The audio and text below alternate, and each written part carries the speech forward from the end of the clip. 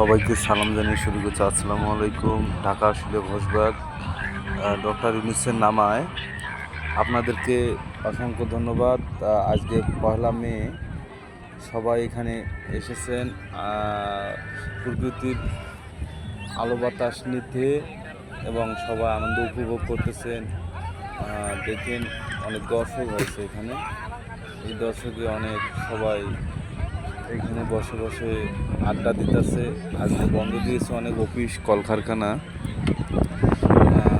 দেখেন এই যে আমি দেখাইতেছি ওগুলো হলো গার্মেন্টস শিল্প এলাকা। এটা এই গার্মেন্টসে সবাই অনেকে চাকরি করে, অনেকে বেড়াইতে এসেছে। দেখেন সবাই এসেছে, প্লেনগুলো এখনো নাই, সে একটা এসে অনেক আনন্দ করতেছে, ঘুরতেছে যার যার মতো।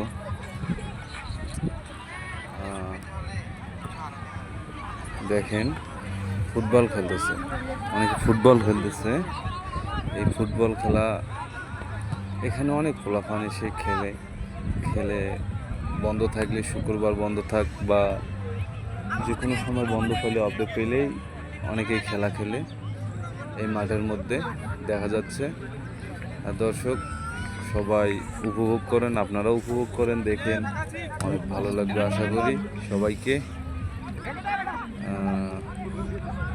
নিচে এই যে এখানে ক্রিকেট খেলে একটা পিচ দেখা যাচ্ছে। এই পিচের মধ্যে অনেকেই খেলে আসে, তা অনেক অনেক অনেক জায়গা থেকে এখানে খেলতে এসে এখানে খেলা খেলে। এখানে আবার অনেক গরু ছাগল দেখা যাচ্ছে, ভেড়া। এখানে স্থানীয়রা ভেড়া পোষে এই মাঠে ঘাস খাচ্ছে। অসম্ভব সুন্দর লাগে জায়গাটা। ছোটো বাচ্চারা সাইকেল চালাচ্ছে। এই জায়গাটা আমি নিজেও এখানে মাঝে মাঝে আসি বেড়াইতে, দেখে অনেক সুন্দর উপভোগ করে। এই যে নদীর মতো একটা জায়গা, এখানে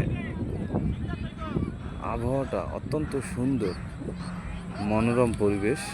ঢাকার বাইরে একটা জায়গা, ঢাকার মতো একটা জায়গা, এরকম একটা পরিবেশ। এখানে মূলত হলো ডক্টর ইউনূস, যিনি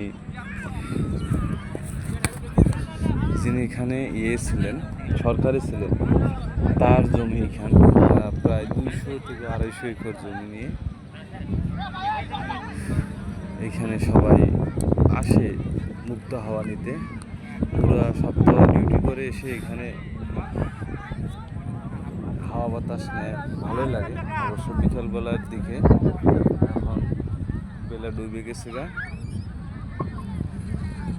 এই যে যারা চাকরিজীবী, যারা চাকরি করে এখানে খেলা খেলতেছে।